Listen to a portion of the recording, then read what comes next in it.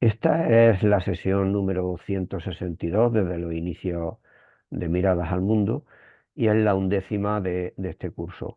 En la página de Mirada al Mundo hay información sobre todas las sesiones realizadas y documentación. Y en el canal de YouTube, Mirada al Mundo y Paz UGR, están publicadas las grabaciones de la mayoría de las sesiones de los últimos cursos. Actualmente hay 63 vídeos. Eh, Antes de continuar con la presentación de la sesión, quiero llamar la atención sobre algunos de los procesos y acontecimientos que están sucediendo en el mundo. El genocidio que ha ocurrido en Gaza y lo que sigue ocurriendo allí, también en Cisjordania y en Jerusalén Este, igualmente en Ucrania, pero más recientemente sobre lo sucedido en Venezuela y sobre todo el ataque a Irán por parte de Estados Unidos, a Israel y la extensión de la guerra en Oriente Medio. En este contexto, me gustaría leer un comunicado elaborado por la Asociación Española de Investigación para la Paz que se hará público formalmente en las próximas horas. Voy a leer el comunicado. Tiene el título de Por la paz, el derecho internacional y la dignidad de la vida. La Asociación Española de Investigación para la Paz, AIPAZ, ante la grave escalada de violencia en Oriente Medio y la ruptura sistemática de los marcos de convivencia global, manifiesta su más firme posicionamiento en favor de la paz, la legalidad internacional, la defensa de la dignidad de todas las personas y la protección de la vida humana. 1. Reivindicamos la igualdad en la dignidad humana. Nuestro compromiso parte de la premisa ética del derecho a la vida de todas las personas. Bajo esta lógica, no existe liberación posible que se construya sobre la destrucción de las vidas. Como señala la escritora iraní Sahar Delihani, si tu visión de la liberación llega solo a través de la destrucción de vidas inocentes, entonces no es la libertad lo que buscas. Punto 2. Rechazamos el caos como estrategia geopolítica. Observamos con alarma el surgimiento de un nuevo desorden global donde la fuerza bruta pretende sustituir a la diplomacia. Los recientes ataques de Israel y Estados Unidos contra Irán no solo violan la soberanía nacional, sino que atacan directamente los pilares de las Naciones Unidas y el multilateralismo. Estos conflictos, lejos de buscar la seguridad, responden a una lucha por la hegemonía y el control de recursos estratégicos como el petróleo, entre otros. Es imperativo resistir a este desorden defendiendo las instituciones democráticas, el derecho internacional de los derechos humanos y los tribunales internacionales de justicia. Punto 3. Exigimos exigimos responsabilidad política y diálogo. Criticamos la deriva militarista de las instituciones europeas, cuyo discurso de rearme actual supone un peligro para la paz mundial y un alejamiento de su deber ético.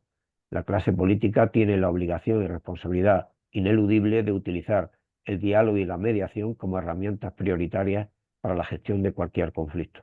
La palabra es el único camino capaz de generar posibilidades de vida y soluciones duraderas. Punto 4. Llamamos a la sociedad civil a la acción. AIPAZ se suma a las voces de la sociedad civil que exigen detener esta espiral de violencia. Por ello, exigimos el cese inmediato de las hostilidades en Irán, así como el fin del genocidio en Gaza y la violencia en Cisjordania, Sudán, Ucrania, entre otros conflictos armados. Apoyamos y nos unimos a los manifiestos y las movilizaciones que claman en favor de la paz, el derecho internacional y la justicia social. Y alzamos nuestra voz para clamar que la guerra nunca es la solución para nada. No a la guerra. Hasta ahí ahí acaba el comunicado de paz. Continúo. Tampoco podemos olvidar los más de 30 conflictos armados, además de los anteriores que se han mencionado, que suceden en el mundo desde hace decenios. No debemos pasar página, no debemos olvidar lo que ha ocurrido y sigue ocurriendo en estos lugares, pero tampoco debemos olvidar los otros procesos que tienen lugar desde hace decenios y que dan lugar a que decenas de miles de personas mueran diariamente por causas evitables, así como los otros procesos en marcha que ponen muy en cuestión y en duda las condiciones para que sea posible una vida digna para todos y todas en el único lugar que tenemos. Estoy refiriéndome, entre otros, a emergencia climática, escasez creciente de petróleo y de otras energías no renovables, escasez creciente de otros recursos como agua, suelo fértil, minerales, etcétera. Estamos inmersos en una crisis ecosocial de múltiples dimensiones y a todas las escalas. Algunos autores hablan incluso de crisis de civilización. Bien, nos centramos ya en la sesión de hoy, que como sabéis tiene el título de Nuevo orden, modos de vida imperiales y límites planetarios. El ponente es Santiago Álvarez Cantalapiedra, que es el director del área ecosocial de la Fundación Hogar del Empleado y de la revista Papeles de Relaciones Ecosociales y Cambio Global desde principios del 2007, una revista que comenzó en 1985. Creo que es el primer número en el que él ya era el director fue bueno, el número 97 y el último publicado es el 172, ¿no? Por tanto, estamos hablando de casi la mitad del tiempo de vida de la revista. Santiago Álvarez es doctor en Economía Internacional por la Universidad Complutense de Madrid, es licenciado en Ciencias Económicas por la Universidad de Valladolid y en ambas universidades ha ejercido docencia. Es miembro del Consejo Editor de la colección de libros Economía Crítica y Ecologismo Social y de la nueva colección Economía Inclusiva, ambas coeditadas con Catarata. Es miembro del Consejo de Redacción de la revista Economía Crítica. Docente en el Máster en Humanidades Ecológicas, Sustentabilidad y Transición Ecosocial de la Universidad Autónoma de Madrid y de la Universidad Politécnica de Valencia. El ámbito de investigación que viene trabajando desde hace años está centrado en las relaciones que existen entre el bienestar social y la calidad de vida, por un lado, con la sostenibilidad en el marco de la globalización capitalista y la crisis ecosocial actual. Su último libro es La gran encrucijada, crisis ecosocial y cambio de paradigma, en ediciones OAC de 2019. Quiero agradecer a Santiago Álvarez su receptividad a la propuesta para participar en esta sesión y su generosidad al colaborar altruistamente con este espacio. Muchas gracias. Esta sesión forma parte de un ciclo que tiene un título que está organizando el Instituto de Paz y Conflicto y que tiene el título de Desafíos y amenazas para la paz en un mundo convulso. Habrá información actualizada sobre el ciclo, por un lado en la página de Mirada y también en la del propio Instituto de Paz y Conflicto. Eh, Dos de las sesiones de ese ciclo van a estar integradas también en Mirada al Mundo, como, la, por ejemplo, la siguiente sesión de Miradas que tendrá lugar el 7 de abril y que también tendrá lugar por videoconferencia como la de hoy y que tiene el título de Alguna respuesta al militarismo, al rearme y a la crisis ecosocial desde la construcción de la paz. Los ponentes van a ser Pere Brunet, que es investigador del Centro de Estudios por la Paz, y Hugo Abad, coordinador del Foro Social Más allá del Crecimiento. Bueno, pues después de la intervención de Santiago Álvarez, que será del orden de unos 45 minutos, una hora como mucho, habrá tiempo para el debate con quien estáis asistiendo. Os pido que las consideraciones y o preguntas las realicéis por escrito a través del chat, en principio, que el ponente comentará o responderá, ¿vale? Le paso la palabra a Santiago Álvarez. Muy bien, muchas gracias, Jesús. Y muchas gracias a todas y todos los que nos acompañáis en esta caída de tarde, ¿no? De, del día de hoy. Bueno, voy a acompañarme de una pequeño PowerPoint porque esto sí no se puede hacer muy complicado. Esto de los intercambios a través del Zoom, pues no deja de ser un poco complicado de mantener la atención. Y aunque no suelo usar los PowerPoint, pues en este caso voy a utilizarlo al menos como un esquema que permita en cada momento ubicar aquellas cuestiones a las que me voy a referir, ¿no? Siguiendo un poco el título propuesto por, por Jesús y, y espero, no sé, espero, a ver, un momentito, no sé si lo he compartido. No lo he compartido todavía, ¿no, Jesús? Todavía no. No, ahora, espera un momentito, a ver dónde lo tengo. Lo mismo, me encuentro con que Vamos a ver. Lo tiene ahí porque ha estado probando hace unos minutillos. Sí, Ahí está. ya va saliendo. Venga, muy bien. Vale, Sí, pues si puedes ponerlo, ¿no? Para que sea en pantalla completa. así, Eso es. ¿no? Así, estupendo. Bueno, pues digo, siguiendo el título propuesto, Nuevo orden, modos de vida imperial y límites planetarios, bueno, lo que voy a tratar es de compartir una serie de claves para poder interpretar lo que nos está ocurriendo y los acontecimientos que estamos viviendo. Yo creo que oímos con cierta insistencia que estamos ante un nuevo orden, eh, que se está implantando un nuevo orden y tal vez el retorno de Trump a la Casa Blanca y buena parte de lo que ha ido desarrollando en el último año, pues digamos, serían los aspectos que mejor ilustrarían eh, los rasgos que parece que está mostrando ese nuevo orden, ¿no? Eh, lo primero que quisiera señalar, sin embargo, es que aunque la triste actualidad de lo que estamos viviendo en Estados Unidos, desde la caza del inmigrante hasta las derivas autoritarias del presidente de los Estados Unidos, como todo lo que se está viviendo en el plano internacional con la clausura del orden multilateral y la cancelación del derecho internacional, a pesar de toda esta actualidad, si queremos hablar de orden, tenemos que pensar que es algo que viene más de lejos, que se ha venido fraguando lentamente al menos en las tres últimas décadas. Y lo que voy a señalar y defender es que básicamente es algo que empieza a sentarse con cierta claridad a partir de la gran recesión del 2008 y que se desarrolla y prácticamente se asienta de forma definitiva con la pandemia que vivimos en el 2020, ¿no?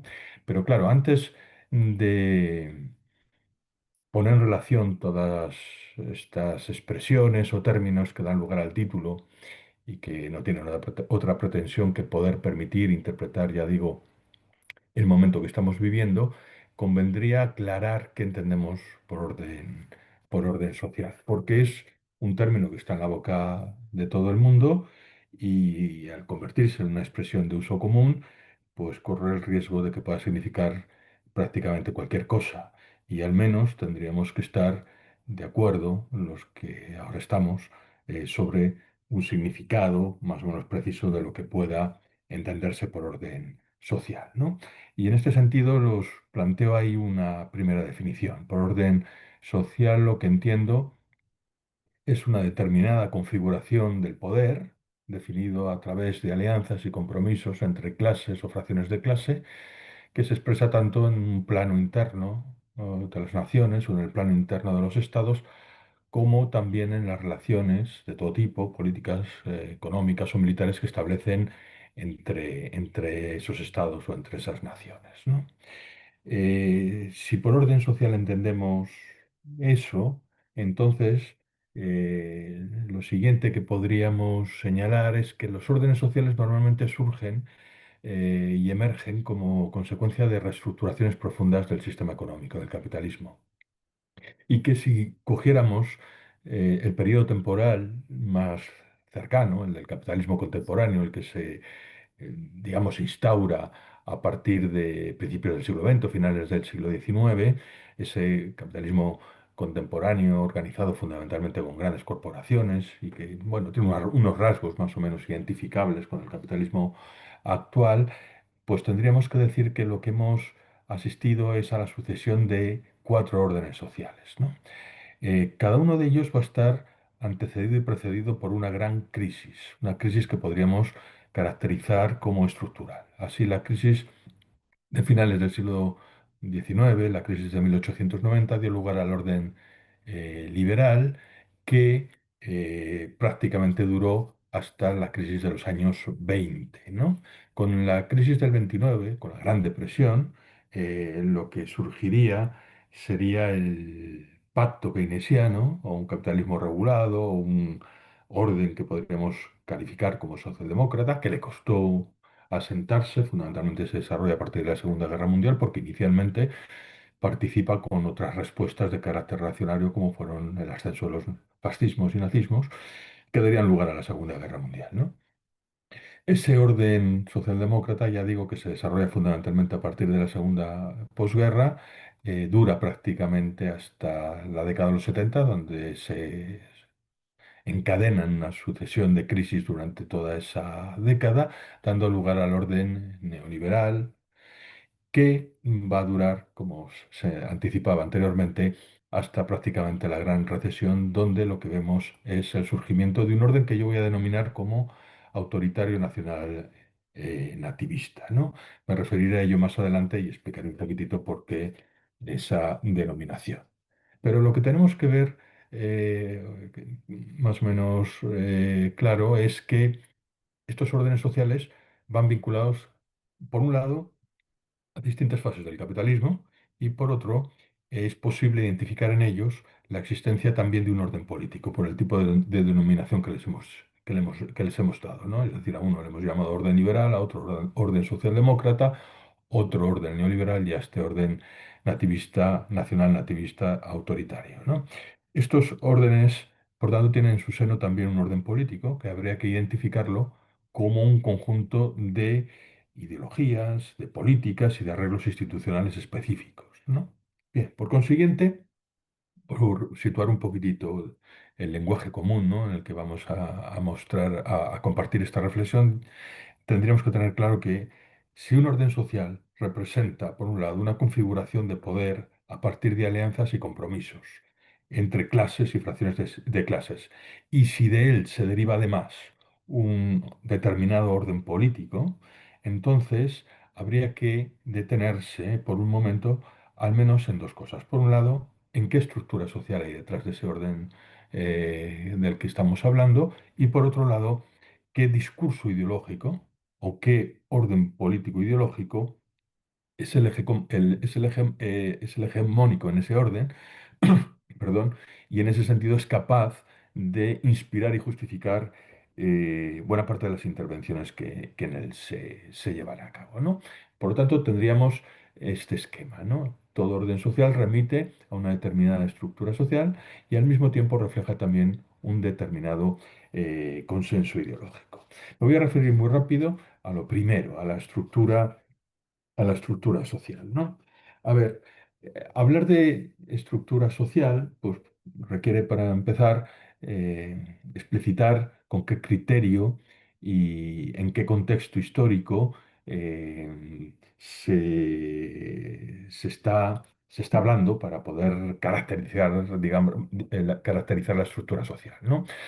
Si cogiéramos o si nos refiriéramos a cómo lo contemplaba, por ejemplo, Marx, pues ya sabéis que él identificaba que a partir de la división fija del trabajo y la relación con los medios de producción, pues se derivaba una determinada estructura de clases. En esa estructura de clases, más para la época, para su época, señalaba que había una clase dominante que era la propietaria de los medios de producción, es decir, la burguesía, y por otro lado se encontraba los trabajadores que al estar desvinculados eh, de esos mismos medios de producción, pues contribuían al producto social fundamentalmente a través de la venta de su fuerza de trabajo, ¿no? Desde entonces, obviamente, el capitalismo cambia mucho y nos encontramos que esa transformación profunda del capitalismo también ha llevado a cabo una transformación profunda de la estructura social. Por lo tanto, habría que tratar de identificar también esos elementos de mayor complejidad de la estructura social, ¿no? Una de las caracterizaciones de la estructura social que tal vez han cosechado mayor fortuna, no digo porque sea la mejor, pero sí porque es la más habitual o la más común en la conversación pública, es aquella que atendiendo a los niveles de ingresos y de riqueza, pues clasifica, por decirlo de esta manera, a la sociedad en la siguiente tríada. Por un lado estarían las clases populares, por otro lado estarían las clases medias y las clases altas, ¿no? Las clases populares se corresponderían con el 50% de más pobre, digamos, de la población, la clase media con el 40% siguiente, y las clases altas, que sería el 10% más rico, a su vez estaría formado por ese 9% más rico, que serían las clases acomodadas, y el 1% que serían fundamentalmente las clases dominantes, ¿no? Esta forma de reflejar la estructura social no deja de ser muy simplista también, por la sencilla razón de que se centra exclusivamente en el criterio de niveles de ingresos y acumulación de riqueza, y sabemos que en la práctica la identidad de clase pues, se forja de manera muy distinta, es muy flexible y multidimensional, de tal manera que junto con los niveles de ingreso y los niveles de riqueza, pues también cuentan y mucho por los niveles de estudios, el tipo de profesión que desempeñas, en qué actividad o sector de actividad ejerces esa profesión, los roles de género, la cuestión del origen regional o geográfico, la identidad étnica o religiosa. Esos son factores también importantes que se entremezclan y conforman lo que sería el conjunto de esa estructura social. Por tanto, teniendo en cuenta estos aspectos, pero sin tratar de caer en una especie de estructura social tan flexible que prácticamente no nos diga nada, voy a caracterizar la estructura social que nos va a permitir entender el orden social en el que ahora estamos a partir de, de la incorporación de otro elemento que tenemos que tener presente en la relación entre clases sociales, ¿no? Y es la relevancia, y esto es una cuestión que han señalado algunos autores, fundamentalmente franceses, de lo que son los cuadros profesionales y técnicos que hacen una función de intermediación entre los propietarios, la clase propietaria, por decirlo de alguna forma, y el resto de personas trabajadoras que constituyen lo que llamaríamos las clases populares, que a su vez estarían compuestas por los empleados o los trabajadores de cuello blanco y los obreros y obreras, es decir, la gente que ha vivido tradicionalmente y se ha ganado el jornal con sus manos, ¿no? Queda así en esta nueva, digamos, configuración incorporada todos esos aspectos de nivel educativo y categoría socioprofesional que es importante tener presente para poder entender la estructura social de nuestros días, ¿no? Bien, entonces, ¿con qué nos encontraríamos? Pues nos encontraríamos con una estructura social básicamente formada por tres clases heterogéneas. En un lado estarían lo que podríamos llamar los capitalistas, o que incluiría la clase dirigente y la clase alta acomodada, es decir, el 10%, digamos, que tiene más renta y más posesiones. Digo, son básicamente los que poseen los medios de producción, porque básicamente son los que poseen la mayor parte de los activos financieros, y los activos financieros al final son la propiedad que hay detrás de las empresas. Luego estarían los cuadros, es decir, los sectores sociales altamente cualificados, o los técnicos con funciones ejecutivas en empresas y en corporaciones, pero también en la administración pública. Y finalmente estarían las clases populares, que serían la amplia mayoría, formado fundamentalmente por empleados, perdón, es decir, trabajadores, digamos, de cuello blanco, y obreros y obreras, ¿no? Esa sería una buena aproximación a una estructura social como la de las sociedades actuales, y como en la sociedad nuestra, la sociedad española. Y como antes os había comentado, si un orden social lo entendemos como una configuración de poder a partir de alianzas y acuerdos entre las distintas clases o sectores sociales, a partir de aquí ya podemos entender, o podemos al menos sugerir como posible, ¿no?, hipótesis explicativa, el tipo de configuraciones de poder que se han ido dando en esos sucesivos órdenes de los que os he ido hablando, ¿no? Así nos encontraríamos con que ese orden socialdemócrata del que os hablaba y que imperó fundamentalmente a partir de la Segunda Guerra Mundial hasta los años 70, fue fundamentalmente el resultado de una vinculación entre cuadros y clases populares, en el que las clases populares pues, actuaban con carácter subordinado, es decir, el liderazgo lo ejercían fundamentalmente esos cuadros intermedios, eh, que ya digo, esos cuadros intermedios no dejan de ser clase trabajadora, pero por otro lado, eh, están fuertemente vinculados normalmente a la clase propietaria. ¿Por qué? Porque sin ser, sin ser propietarios, en realidad toman muchas decisiones en relación al uso de los medios de producción y sin dejar de ser trabajadores, participan de parte de los beneficios o del plusvalor que está vinculado a la posesión del capital, ¿no? Entonces hacen esa función intermedia, ¿no? Bueno, pues en el orden socialdemócrata eso se construye sobre esa especie de alianza en la que los cuadros consiguen una labor de liderazgo, ¿no? Eh, y de alianza con las clases populares, adoptando estas últimas fundamentalmente un carácter subordinado, ¿no? Luego nos encontramos con que en el orden neoliberal las alianzas y los compromisos se alteran porque lo que se establece es fundamentalmente en el marco de esa estructura social una especie de vinculación o acuerdo entre, por un lado, las clases propietarias y los cuadros, en detrimento de las clases eh, populares, ¿no? Y el orden actual lo podríamos sondear, indagar a partir de la supuesta alianza que se va observando entre clases altas, particularmente las dominantes, fundamentalmente vinculadas a sectores tecnológicos y financieros, con ciertos sectores de las clases populares. Es una hipótesis, creo que yo, para nada disparatada si atendemos al respaldo que han cosechado gente como Trump, como Marine Le Pen, y otros dirigentes de extrema derecha que no solamente socavan el apoyo, digo socavan, consiguen el apoyo de la tecno-oligarquía y los sectores financieros, sino también se encuentran con un amplio respaldo popular, ¿no? Bien, ese sería un poco el marco de los compromisos y de las alianzas derivadas de la estructura social que hay que tener presente para poder seguir avanzando, ¿no?, en la comprensión de lo que es un orden social. Pero os decía que junto con eso, un orden social refleja también un determinado consenso ideológico. No solamente surge de una determinada estructura social, obviamente esa viene a ser la base sobre la que se sostiene, pero también cada orden social refleja, ya digo, un determinado consenso, un determinado acuerdo en el plano ideológico, en el plano del discurso político.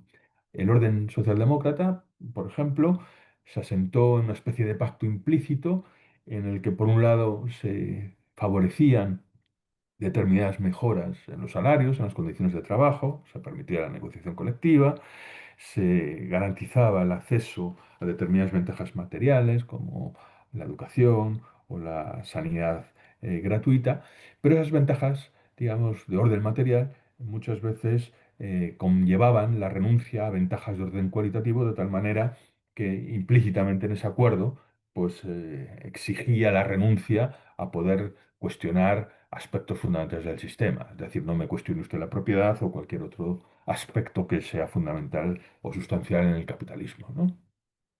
Eso se materializó pues en el New Deal norteamericano y también en los estados de bienestar en Europa, que consiguieron materializar institucionalmente dichos acuerdos y que permitieron también pues, que se desplegara toda esa panoplia de intervenciones públicas inspiradas fundamentalmente en el paradigma keynesiano. Ese era el marco, digamos, ideológico y el paradigma de consenso que se consiguió en esa época, ¿no? En el orden neoliberal, sin embargo, todo ese marco se cuestionó y en su lugar se implantó uno nuevo basado fundamentalmente pues, en la primacía del mercado frente al Estado, en la primacía del individuo frente a la sociedad, en la primacía de lo privado frente a lo público, en la primacía de los valores de cambio frente a los valores de uso, etcétera. El paradigma económico cambió, se pasó del keynesianismo a las escuelas neoclásicas y las políticas económicas obviamente también viraron sustancialmente y fueron sintetizadas en aquello que se denominó pues, el consenso de Washington. El consenso de Washington sería ese nuevo marco de consenso ideológico propio de ese orden neoliberal. Aquí hay que tener en cuenta que el ascenso de este orden político, en el momento en el que asciende un orden político, lo que se observa es un proceso de integración a través de esa ideología dominante incluso de los oponentes políticos. Llega un momento en el que cuando se forja esa especie de paradigma de consenso ideológico en torno a ese orden social, pues se logra hasta integrar a los propios oponentes, de tal manera que estos aceptan y asumen parte del discurso ideológico. Y en ese sentido, por ejemplo, el neoliberalismo consiguió, como pocos órdenes sociales, integrar de una manera sin precedentes en el propio campo a sus oponentes, de tal manera que era muy difícil escapar de ahí, ¿no? Y en este sentido podríamos decir que los gobiernos como los de Felipe González en su momento, Bill Clinton, Tony Blair, Gerard Schroeder, Barack Obama, etcétera, fueron en cierto sentido tan neoliberales como los de Margaret Thatcher o Ronald Reagan, ¿no? Es decir, el ámbito de integración que consiguieron fue muy importante. Pero, sin embargo, nunca un consenso es perfecto y siempre las contradicciones, los conflictos ideológicos van a estar ahí de forma permanente y presente. Y hasta este orden, el orden neoliberal, se encontró con problemas y discrepancias y contradicciones entre, por un lado, fundamentalmente los más neoconservadores y por otro lado los más cosmopolitas o más liberales, que dio lugar a todas las guerras culturales y toda la polarización ideológica en la que aún todavía estamos, ¿no? Pero que manifestó que ese orden, por lo menos en el plano ideológico y porque estaba cambiando también la propia estructura social, estaba ya en un proceso de declive y de eh, tendencia hacia una crisis que dará lugar al orden del que vamos a hablar, que es el orden que estamos en la actualidad, ¿no? Frente a toda la... y para eso os pongo esta especie de contraste, ¿no? Entre lo que representó el orden neoliberal y lo que está representando este nuevo orden emergente de carácter nacional nativista, ¿no? Es decir, frente a la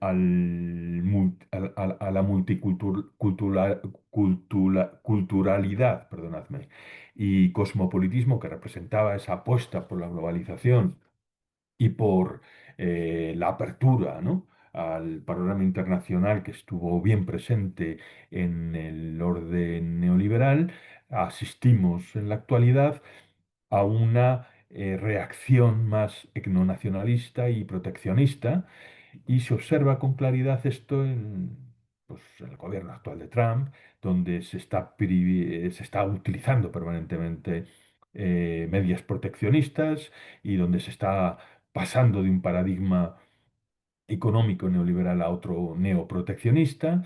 Se observa también en el hecho de cómo se están primando determinados privilegios de determinados grupos según su origen étnico o religioso, atacando toda la idea de la multiculturalidad y del cosmopolitismo, y también cómo se está abandonando toda la retórica democrática, que no digo que fuera muy profunda y real, sino más bien retórica, como ahí señalo, porque concebía fundamentalmente la democracia sobre la idea de que era conveniente que existiera una cierta división de poderes y unos contrapesos en relación a los gobiernos a través de la autonomía, pues, del Banco Central o de otras instituciones o autoridades administrativas que servían para supervisar la acción de los gobiernos. Bueno, pues toda esa retórica democrática ni siquiera ya es respetada y se ve claramente como hay una deriva hacia posiciones autoritarias, ¿no? Esto lo hemos visto con mucha claridad con las presiones que ha ejercido Trump sobre su gobernador, que él puso en el primer mandato, sobre Jerome Powell en el Banco Central norteamericano, y también en la propia afirmación que hace Trump de decir: yo ya no necesito ningún mecanismo de supervisión y control porque el único límite, ¿no?, que se encuentra la acción es mi propia moral, ¿no?, o mi propia moralidad, ¿no? Entonces, toda esa deriva autoritaria sería otro de los elementos que tendríamos que tener presente en ese nuevo consenso ideológico en torno a este orden del que hemos hablado y que por eso, ahora lo justifico ya plenamente, denomino autoritario nacional nativista, ¿no? Bien, situado así por tanto la idea de orden, ¿eh? Y cuál son la sucesión de órdenes y en qué orden es el que nos encontramos ahora, a partir de tener bien presente que todo orden tiene detrás una estructura social y también un consenso ideológico. Lo que quiero señalar a continuación es que un orden social también refleja una determinada configuración de poder para poder preservar e impulsar un determinado modo de vida. Y aquí aparecería el segundo término o expresión del título de esta intervención, ¿no? El modo de vida, ¿no? Bueno, lo del modo de vida, para no entrar en muchas complejidades, es a lo que se refiere Trump cuando dice eso de America First, que no es otra cosa que decir que van a defender a muerte el American Way of Life. Ese es el modo de vida.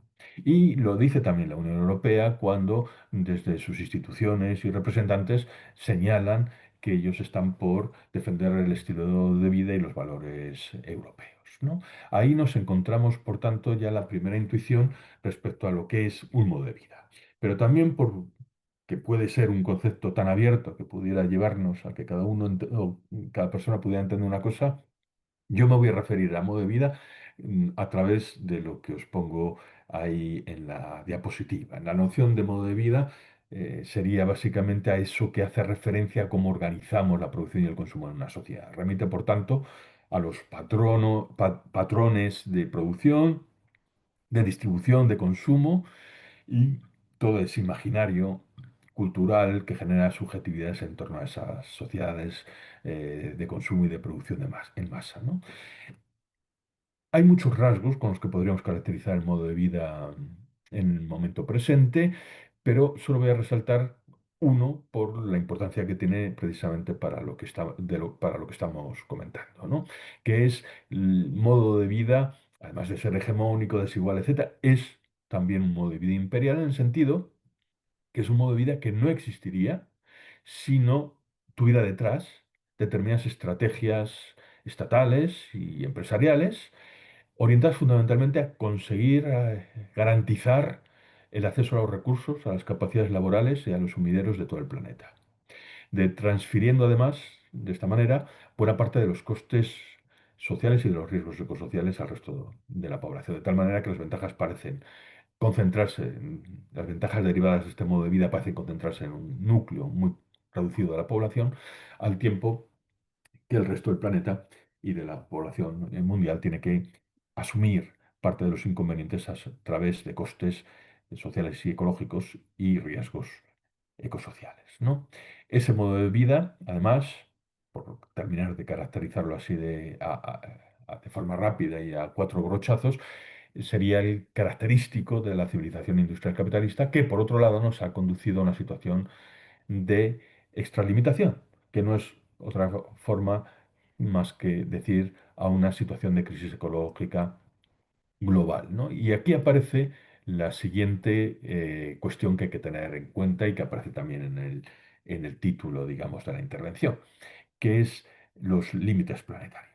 Los límites planetarios es un enfoque para poder abordar precisamente la complejidad y envergadura que tiene la crisis ecológico-social y que nos muestra que existen nueve límites y nos va poniendo en qué medida estamos pasando y transitando desde un espacio más o menos de contención que nos situaría en un espacio de seguridad a otros en el que desbordando determinados umbrales, pues estamos comprometiendo, digamos, el funcionamiento tanto de los ecosistemas como la propia viabilidad de las sociedades humanas, ¿no?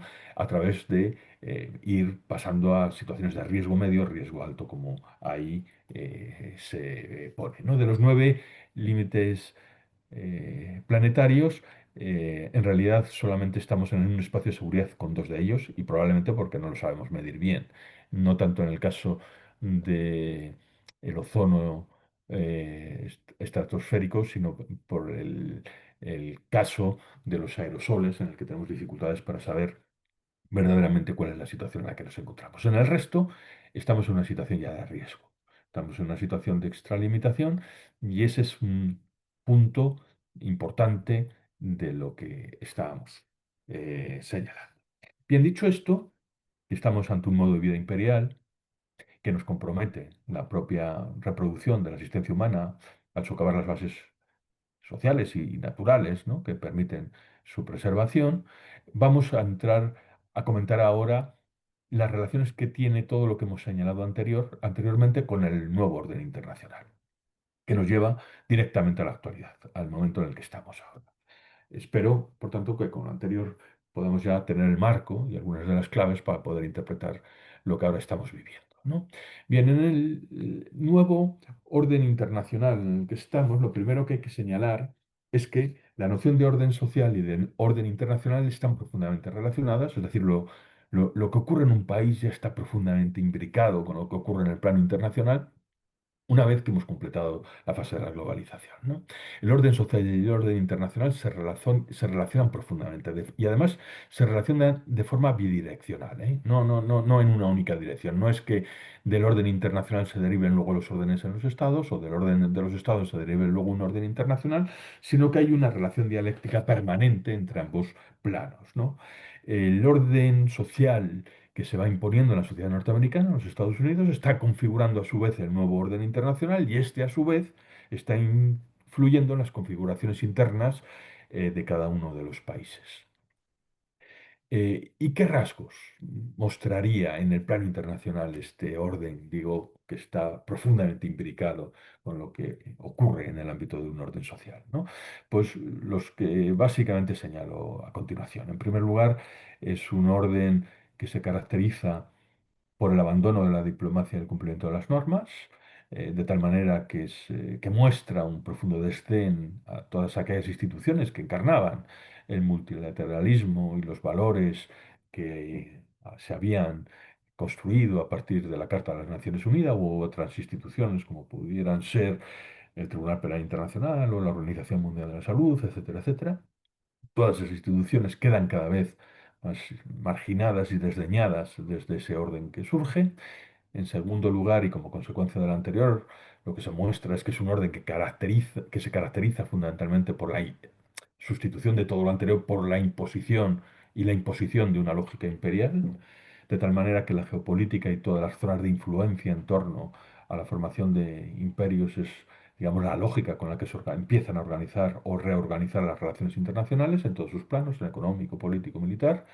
Y en tercer lugar, supondría también esta imposición de esta lógica de grandes potencias frente a la cooperación internacional, en la práctica supondría también reconocer un mayor peso de la acción estatal en un contexto profundamente involutivo que hace que esas intervenciones de los estados adquieran modalidades muy autoritarias y militaristas, ¿no? Entonces, estos tres rasgos serían un poco los que eh, conformarían, ¿no?, digamos, la actualidad en la que vivimos, ¿no?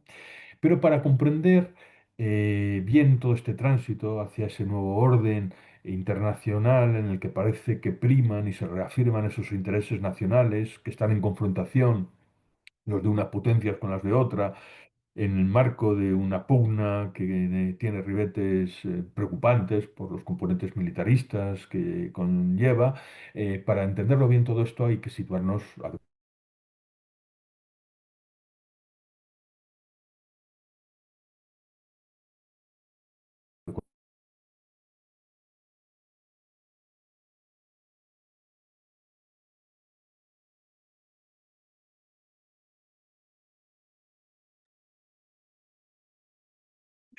Santiago.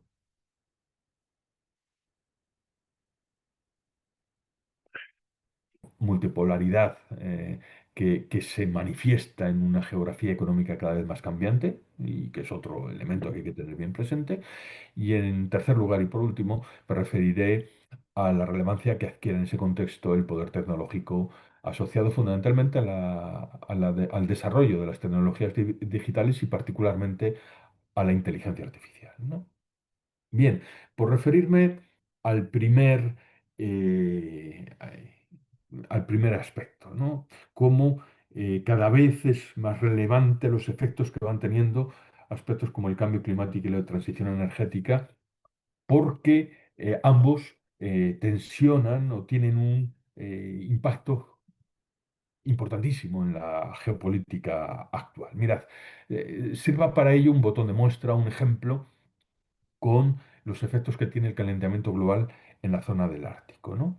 En la zona del Ártico se está produciendo un incremento de las temperaturas por encima de la media mundial, de tal manera que el deshielo está abriendo enormes posibilidades tanto para la explotación minera como para la apertura de nuevas rutas marítimas. Solo hay que mirar el mapa que os pongo ahí del Ártico para que nos demos cuenta de que las fronteras marítimas corresponden fundamentalmente a Rusia, a Noruega, a los daneses a través de Groenlandia y a Canadá. Y Estados Unidos tiene una parte pequeñísima de control, digamos, sobre ese área. Yo creo que aquí encontraríamos claramente cómo, como consecuencia, ya digo, de la apertura del deshielo, de la apertura de nuevas rutas comerciales, de la posibilidad de acceso a nuevos minerales, se convierte en una zona crucial y los Estados Unidos han sido conscientes de ellos y por eso es perfectamente comprensible que digan, no, Groenlandia deja de ser danesa y tendrá que incorporarse a la esfera o al control directo de los Estados Unidos, o se señale, como ha señalado Donald Trump, el interés de integrar a Canadá como el estado número 100, como el estado 51 de la Unión, ¿no? Es decir, ¿de dónde vienen, digamos, todas esas amenazas vinculadas a estas cuestiones? Pues fundamentalmente a mirar con detenimiento este mapa que adquiere una significación distinta a partir del momento en el que el cambio climático le otorga, ya digo, esa significación nueva, ¿no? Pero lo mismo podemos decir con la transición energética, ¿no? Es decir, la transición energética tiene cada vez más claras implicaciones más claras sobre la geopolítica, fundamentalmente porque, por un lado, aumenta o hace incrementar o hace que aumente la dependencia de los minerales que hacen posible la incorporación de las renovables al mix energético.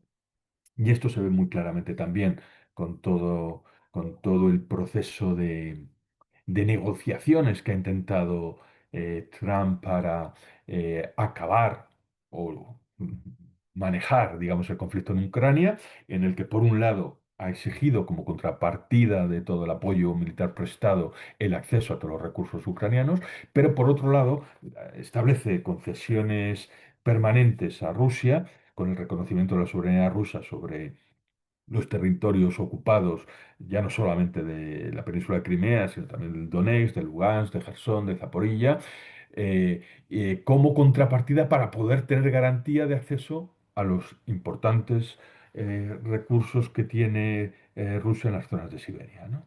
Entonces, ahí, de nuevo, la transición energética, el acceso a los materiales minerales fundamentales para posibilitar esa transición, tiene un papel importantísimo, ¿no? Sobre todo cuando tenemos que tener presente que detrás está China, que es quien controla el procesamiento de buena parte del litio, del cobalto y de las tierras raras, que son las que le otorgan una posición dominante sobre unos insumos que son claves ya no solo para la transición energética, sino también para la digital y para la industria militar, que constituyen, por otro lado, los ejes básicos sobre los que se está produciendo las transformaciones productivas en Occidente, ¿no? Bien, por tanto, tendríamos eh, este elemento fundamental.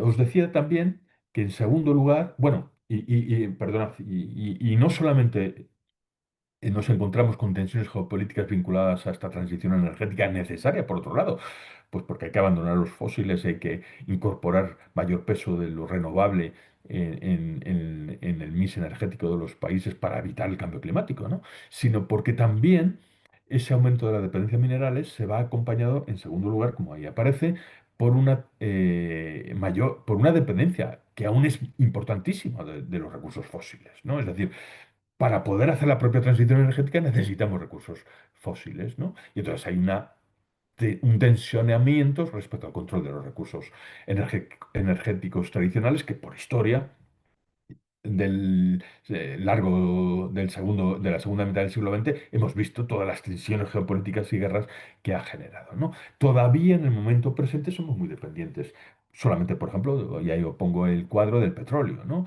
Si en la década de los 70 la dependencia del petróleo en el mundo era del 50%, es que en el año pasado o en el año anterior, en el 2024, todavía el mundo depende un 32% en su consumo final respecto al petróleo. Y estoy hablando sobre el petróleo, no del resto de, de la energía fósil, del carbón o del gas. Solamente del petróleo, por la importancia que tiene el petróleo, porque también desarrolla toda la industria petroquímica y prácticamente estamos rodeados de petróleo por todos los lados, la dependencia sigue siendo enorme, ¿no? Y lo vemos también en el caso de países tan potentes como Estados Unidos, la Unión Europea, y no digamos en el caso español, donde a pesar de poder tener todas las facilidades o posibilidades u oportunidades para poder desarrollar todo un mix energético renovable, sin embargo, seguimos con una dependencia altísima del petróleo, ¿no? Bien, ¿eso qué significa? Pues que esas viejas tensiones de la geopolítica fósil todavía se entremezclan y se solapan y se sobreponen, digamos, a las nuevas que abre también las vinculadas a los procesos de transición hacia renovables asociados a los minerales, ¿no?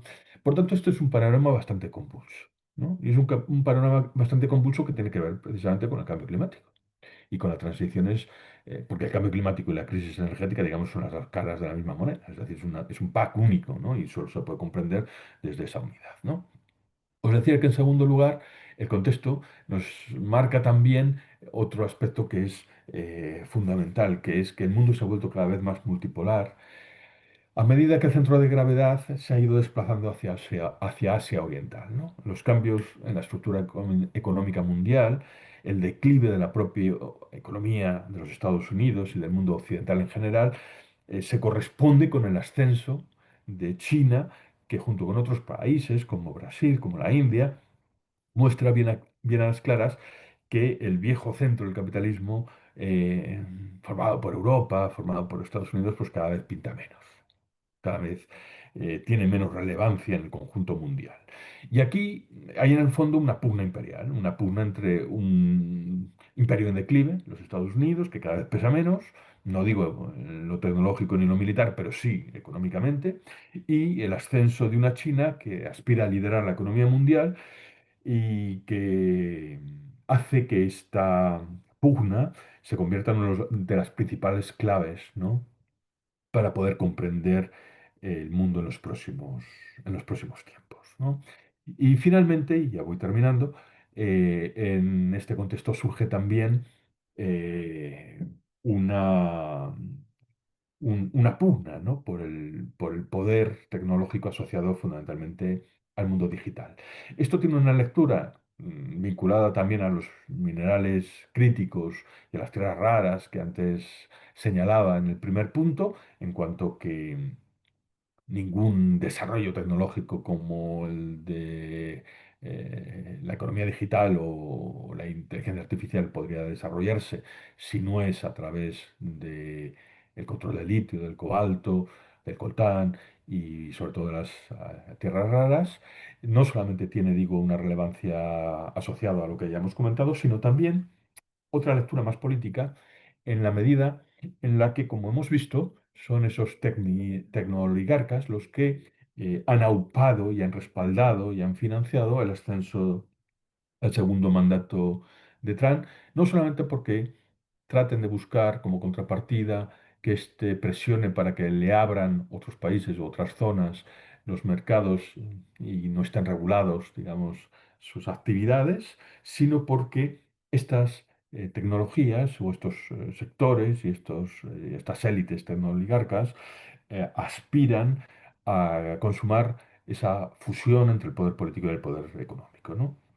Las grandes tecnológicas es posible que terminen asumiendo buena parte de las funciones que han desempeñado tradicionalmente un Estado. Lo estamos viendo con los sistemas educativos administrados por grandes plataformas de aprendizaje automático, lo estamos viendo con los sistemas de salud gestionados por algoritmos predictivos que tratan de sustituir los sistemas públicos de salud, lo estamos viendo también con la posibilidad de desarrollar tribunales digitales que sobre bases de datos jurisprudenciales y ayudados de la inteligencia artificial permitan resolver con litigios o conflictos judiciales en tiempo real. Lo estamos viendo también cuando se asumen capacidades desde estos sectores tecnológicos que tradicionalmente habían asumido y estaban atribuidas fundamentalmente al Estado porque son aspectos o capítulos de defensa y de seguridad nacional.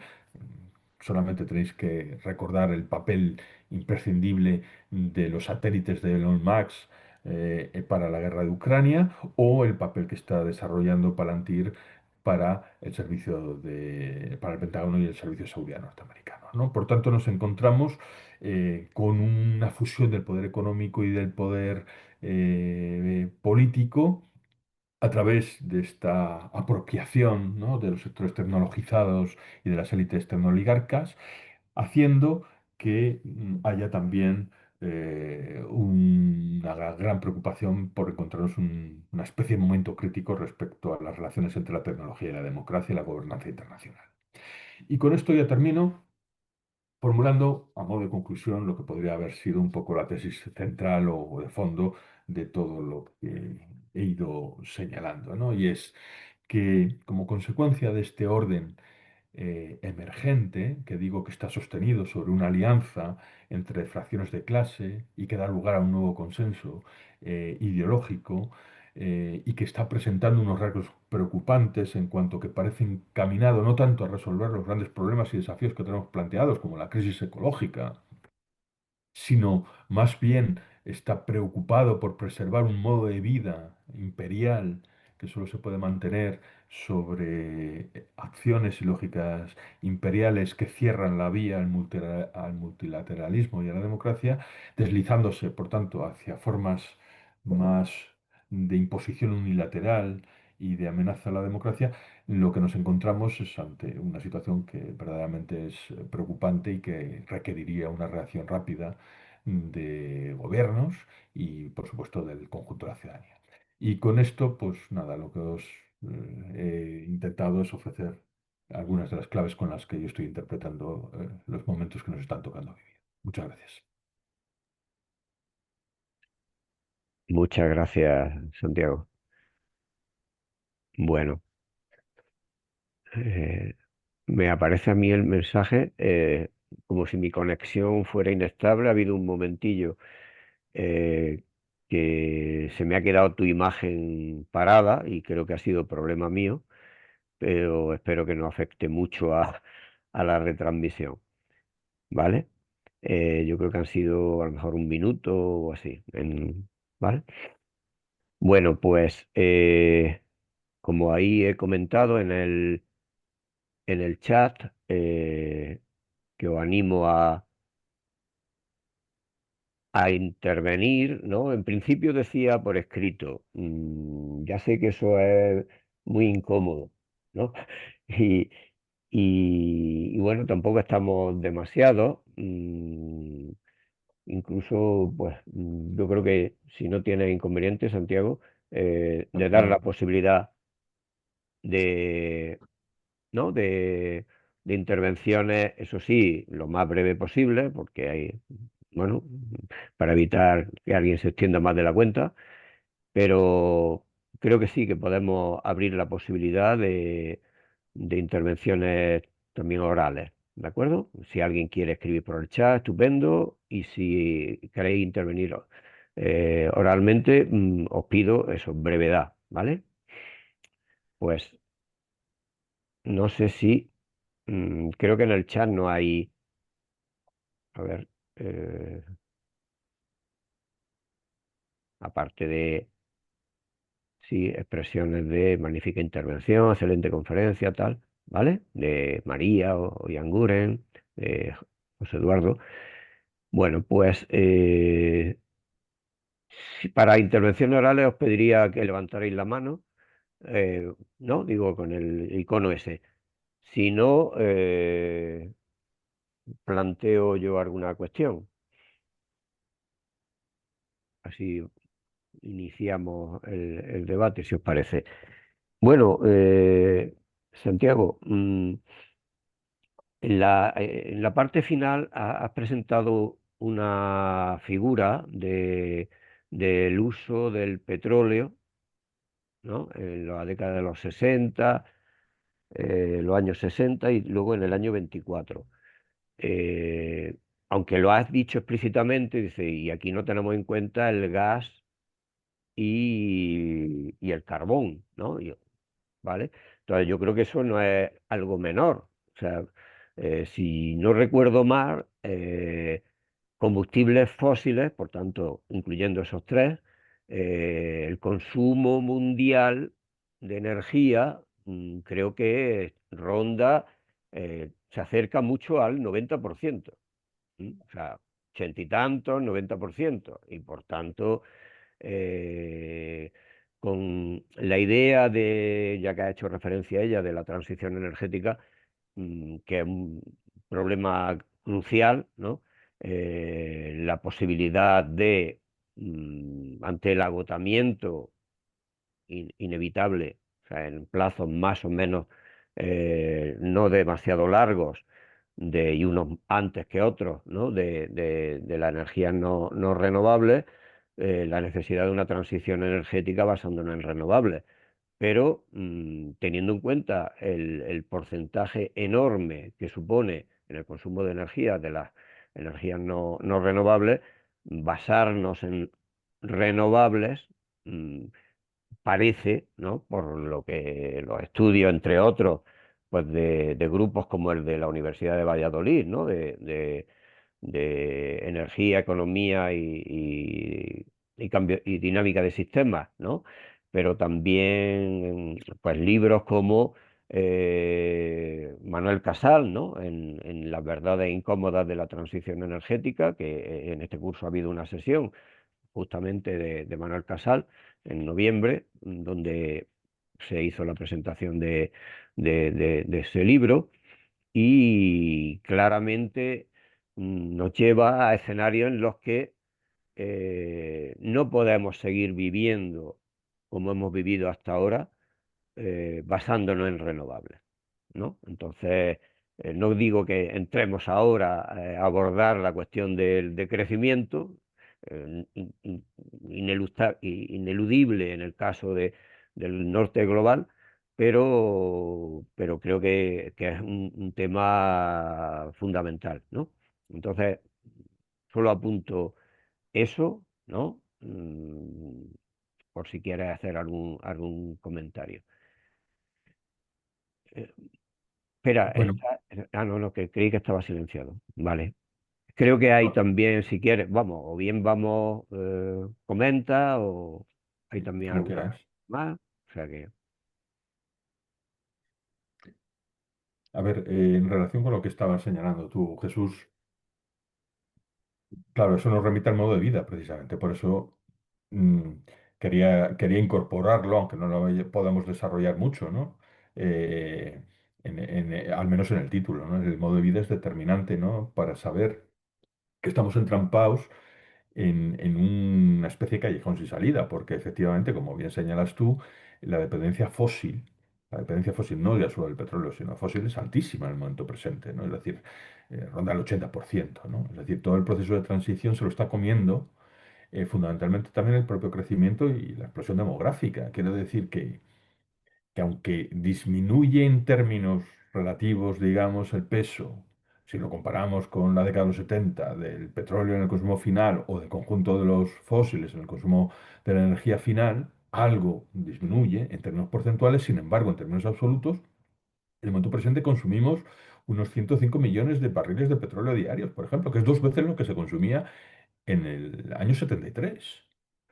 Por tanto, la necesidad del petróleo y la dependencia del petróleo sigue siendo fundamental en el modo de vida en el que estamos. Y habría que empezar por pensar que con ese modo de vida es muy complicado poder salir de las trampas y encrucijadas en las que estamos. Por lo tanto, yo en ese sentido, pues señalo e incido en lo que tú estabas comentando, ¿no? Ahora bien, también añado que me parece importante no solamente fijar el foco en el tema energético, no vayamos a hacer unas lecturas demasiado deterministas desde el plano de vista de solo ver una arista, una dimensión que siendo crucial e importante, sin embargo no es parte, digamos, de toda la complejidad de la que estábamos hablando, ¿no? Un orden social es algo más y un modo de vida es algo más que su vector es energético. Y el vector energético, aunque tenga un protagonismo y una importancia fundamental para poder entender el orden internacional en el que estamos, no es solamente el único elemento a considerar.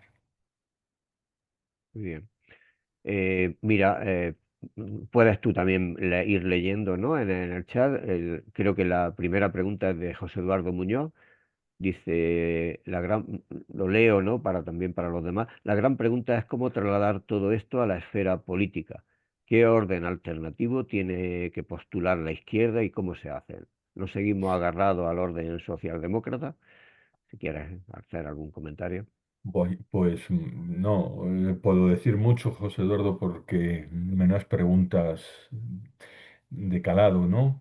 Lo que se me ocurriría, no por contestarlas, pues no me atrevo a contestarlas, pero sí a señalar un aspecto, y es que creo que, por ejemplo, las derechas sí están ofreciendo, precisamente en este orden, una propuesta de alianza que les está resultando bastante, que les está proporcionando bastantes réditos desde el punto de vista del apoyo electoral, ¿no?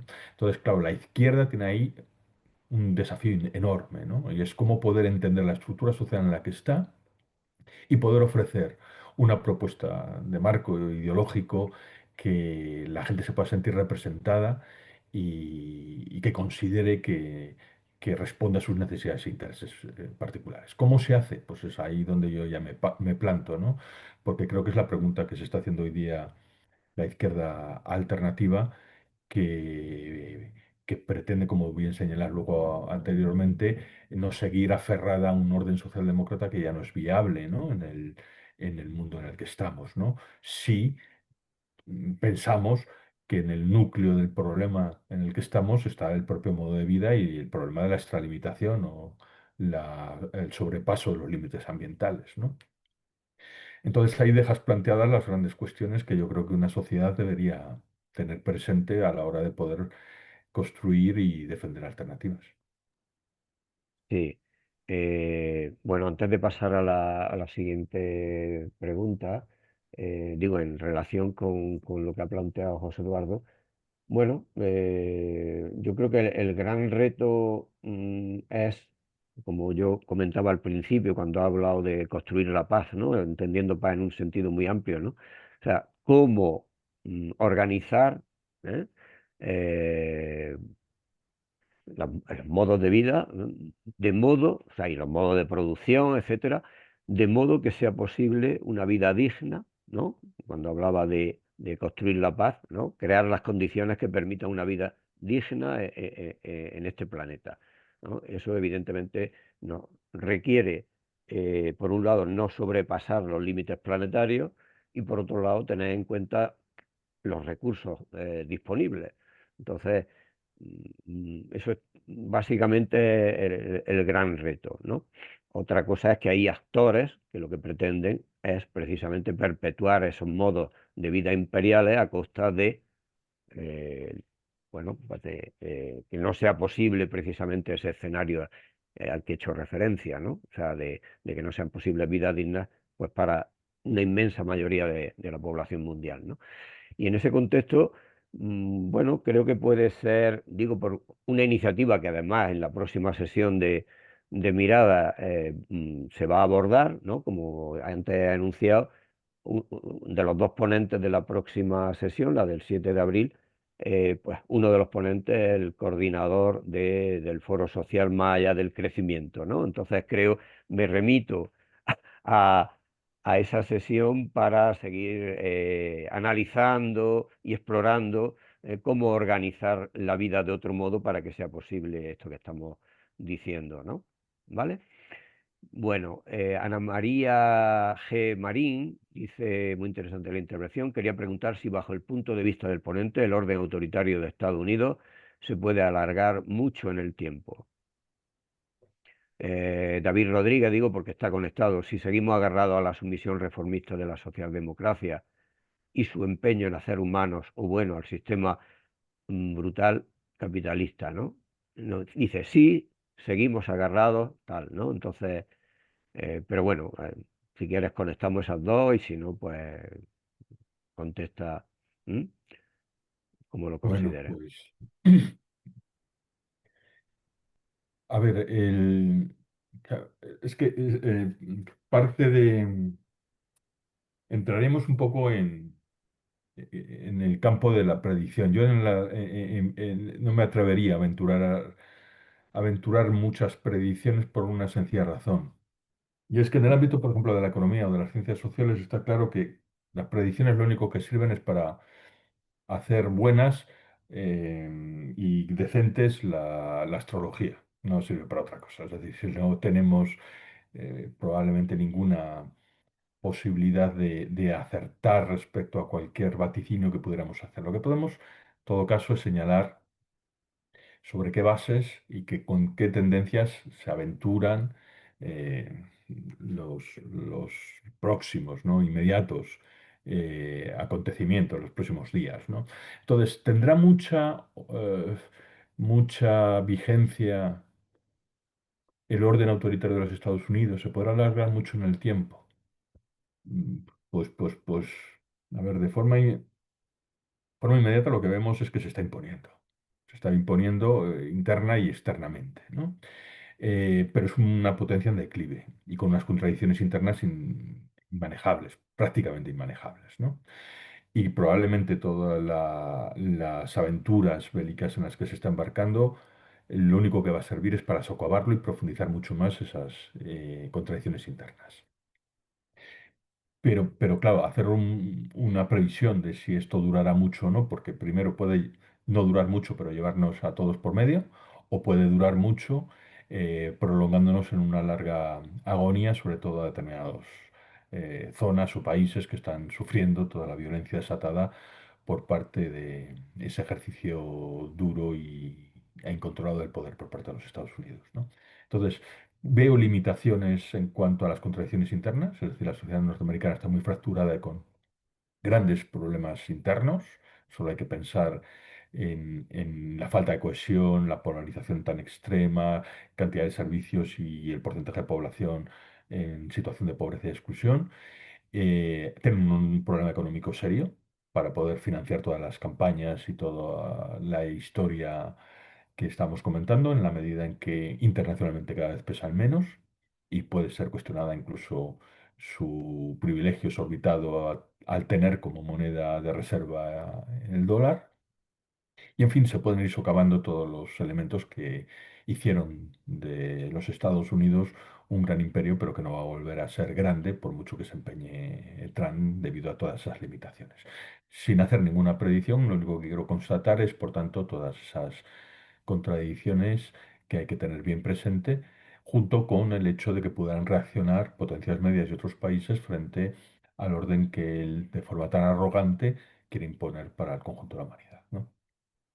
Luego, si seguimos agarrados a esa especie de sumisión reformista socialdemócrata y su empeño en hacer humanos o bueno el sistema brutal capitalista que señala David, pues yo creo que en parte podríamos decir que sí, es decir, tenemos poca imaginación política para salir más allá de los marcos que podríamos llamar reformistas, aunque también tengo que reconocer que muchas veces no me siento cómodo en identificar qué es lo reformista y lo más rupturista, es decir, que muchas veces ambas cosas pueden ir de la mano, en el sentido que hay reformas muy revolucionarias y hay revoluciones muy poco reformistas en el fondo, ¿no? Entonces esas distinciones a veces no son fáciles, pero si fuéramos al meollo de la cuestión y es saber que no habrá cambio fundamental si no transformamos profundamente los modos de vida y no volvemos a reincorporar las economías, la escala de la economía a los límites planetarios, pues todo lo demás está de sobra y que eso va a exigir cambios profundos y radicales.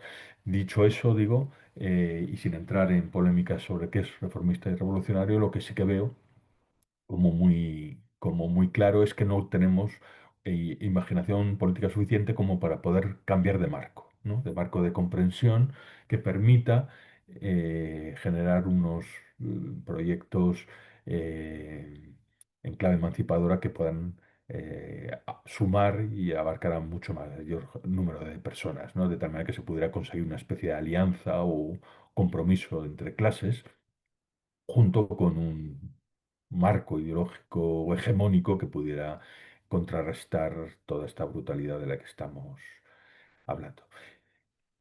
Como veis, son pobres todas las respuestas porque eh, eh, porque me temo que las preguntas son fuertes, pero las respuestas de momento en el que estamos son fundamentalmente débiles, ¿no? Y bueno, yo no tengo mayor tampoco claridad como para poder Mm. ayudar en la contestación. Bueno, hombre, claramente las reglas de juego del sistema capitalista eh, mm, están muy en cuestión. O sea, quiero decir, no podemos seguir con la dinámica actual, donde naturalmente se produce no aquello que se necesita, sino aquello que pueda ser comprado, ¿no? Por quien tenga capacidad adquisitiva, etcétera, ¿no? Y así estamos, Sí, ¿no? pero Jesús, que nosotros Sí, seamos dime. capaces de poderlas poner en cuestión porque vemos que son inviables para poder mantener una sociedad, un mundo, ¿no? Que, como tú bien decías, que garantice la dignidad y la sostenibilidad, es decir, la pervivencia para las futuras generaciones, no significa que de ahí se derive ya ni una conciencia política ni una autoorganización No, capaz de poderles hacer frente, ¿no? Y es más, el que sea inevitable, ¿no? El reconocer la inviabilidad de estas reglas y de estos patronos de producción y tal, no significa que con eso acabemos con el capitalismo. El capitalismo puede acabar con nosotros sin ningún tipo de problema, o puede rehacerse en ese escenario de barbarie que genera, generando una especie de nuevo subproducto llamado capitalismo del desastre, y funcionar perfectamente, sabiendo que se una cuarta parte de la población mundial y volver a los límites naturales o convivir malamente con los destrozos de los ecosistemas en los que se encuentra. Por lo tanto, yo el reconocimiento de todo esto, que estoy completamente de acuerdo contigo, sin embargo, no me responde la pregunta. La pregunta me la respondería si estamos en condiciones de poder construir una mayoría social y un paradigma político-ideológico capaz de orientar esa mayoría social hacia una transformación radical de nuestros modos de vida en un horizonte más justo, más sostenible y más digno, ¿no? Para el conjunto de la humanidad. Y me temo y con esto no estoy diciendo a ver, estoy intentando constatar la realidad. ¿Por qué? Porque yo no soy una persona especialmente pesimista, en el sentido de que no creo que esto haya que afrontarlo desde posiciones anímicas, optimistas o pesimistas, sino más bien hay que reconocer que siempre el futuro está abierto y que puede surgir cualquier elemento que no hayamos considerado y que nos dé una maravillosa sorpresa. Decía Keynes, y con esto termino para no acaparar la reflexión, que cuando esperamos lo inevitable surge lo inesperado, ¿no? ¿Y con esto qué quiero decir? Pues que muchas veces lo inevitable es lo que percibimos, parece que no va a quedar otra historia más que mm, sufrir las peores consecuencias del cambio climático y de todas las derivas y manifestaciones de la gran crisis ecológica en la que estamos, con todas las repercusiones sociales que va a tener. Eso parece lo inevitable, parece también inevitable que nos adentremos cada vez más en un mundo convulso y cada vez más violento. Y sin embargo, en medio de esta inevitabilidad que parece que esperamos, puede estar surgiendo y germinando lo inesperado, como lo vimos cuando nadie vio venir el 15M, cuando nadie vio venir la ocupación de las plazas, cuando nadie vio venir una posible salida de otro tipo a la crisis de la gran recesión del 2008. Los momentos de crisis, los momentos de incertidumbre, son siempre momentos abiertos, donde puede darse, por un lado, respuestas emancipatorias o pueden darse clausuras reaccionarias. Y desgraciadamente lo que vemos es que ahora parece inclinarse más por este otro lado, pero eso no debería nunca dejarnos de pensar que lo impensado, lo que ahora mismo no detectamos, puede manifestarse también sin ningún tipo de duda. sí, pero a mí me gustaría remarcar que sí hay actores, iniciativas que están explorando, están realizando análisis y diagnósticos, ¿no? de la situación en que estamos, hacia dónde nos lleva, y se están explorando, bueno, pues órdenes alternativas, aunque sea solo desde el punto de vista teórico, también experiencias valiosas, ¿no? De incluso reales, ¿no? Que dan lugar dentro del propio sistema en el que estamos, ¿no? De economía cooperativa, colaborativa, etcétera, ¿no? Iniciativas que pueden ser, pues, una ventana abierta a un inicio de camino que en otras condiciones podrían generalizarse. En particular, creo que justamente una labor como la que desarrolla en la parte que te toca, ¿no? Clave también de como dirección en la revista Papeles, pues justamente lleváis muchísimos años, del orden, digo, al menos en esta fase que tú Sí, sí, diriges, donde precisamente estáis explorando muchísimo desde el punto de vista teórico, también dando a conocer iniciativas prácticas, igual que la revista Papeles, que además aprovecho para quien no la conozca, ¿no? Y ahora pondremos en el chat el enlace, ¿no?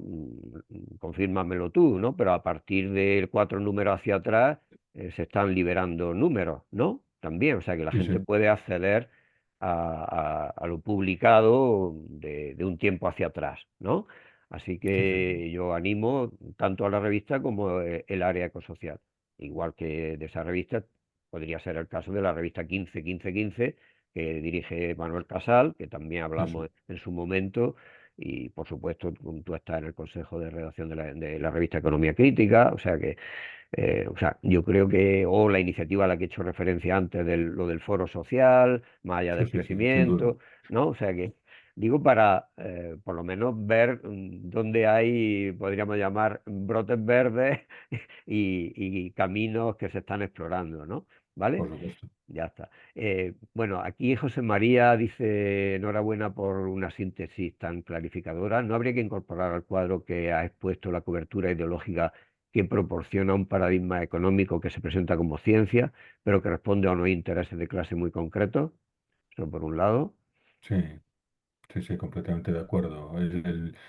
La economía tiene su propia punto de vista de paradigma, permanentemente está en tensión, surgen de manera hegemónica determinados enfoques que se imponen a los demás, pero que nunca terminan de acabar con ellos, de tal manera que cuando fracasan en toda la capacidad explicativa, pues al final son sustituidos, afortunadamente, por otras explicaciones que son más sólidas, más plausibles y más coherentes. Pero además hay que reconocer en esa especie de tensión, digamos, siempre entre enfoques y tendencias, claro, actualmente lo que podríamos llamar como protociencia o ciencia económica está lastrada profundamente por una simplicidad que no hace justicia a toda la complejidad de la realidad que hay que analizar, ¿no? En este sentido, y perdonadme que también haga un poquitito de publicidad, nosotros también desde Fuen Ecosocial, desde el área ecosocial, impulsamos, en colaboración con, digamos, la heterodoxia crítica del mundo académico en este país, una colección de libros que se llama La economía inclusiva, que lo que pretende es ofrecer precisamente enfoques integradores que permitan superar esos reduccionismos tan profundos en el quehacer académico convencional económico y también todos los sesgos, ¿no?, ideológicos que conlleva el paradigma neoclásico habitual, ¿no? Mm, Muy bien. Bueno, he puesto en el chat el enlace a la revista Papeles, también al área ecosocial de la FUGEN, donde aparecerá, entre otras, ¿no? La colección a la que he hecho referencia, ¿no? Acabas de hacer, y en la presentación también comenté, ¿vale?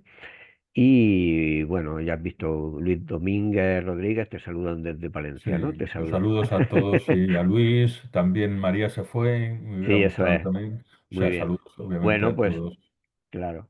y Bueno, muchas son, gracias y un placer haber estado con todos los presentes y sentirse tan bien acompañado. Bueno, muy bien. Pues yo creo que son casi las 8, ¿no? Ahí está, ¿no? Pues Susana, que está ahí tan pendiente, Susana Susana también está Fernández, ahí, que está ahí, sí. ha puesto el enlace a lo de economía inclusiva. Bueno, pues yo creo que si os parece podemos ir pensando en concluir, ¿no? Y en todo caso, bueno, eh, Santiago, la presentación que ha empleado tiene inconveniente en que luego se suba No, a sin la problema. página. Nada, sin problema. Vale, y bueno, anunciar también, ¿no? Que quizás en los próximos días se subirá alguna otra documentación, ¿no? Relativa a los contenidos de la sesión y se puede completar un pequeño dossier, ¿vale? Muy Bueno, bien. pues solamente ya recordar, ¿no? Lo que he comentado, que la próxima sesión va a ser el 7 de abril, será también por videoconferencia, tiene el título de algunas respuestas al militarismo, al rearme y a la crisis ecosocial desde la construcción de la paz. Y como decía al principio, los ponentes son dos: Pere Brunet, del Centro de Estudios por la Paz, y Hugo Abad Frías, que es coordinador del Foro Social Más allá del crecimiento. Pues muchas gracias, Santiago, por tu generosidad y tu intervención, ¿vale? Y muchas gracias a todos y a todas los que habéis asistido a esta sesión. Nos despedimos hasta la próxima. Venga, muchas gracias a Muchas todos y gracias a todas. todos.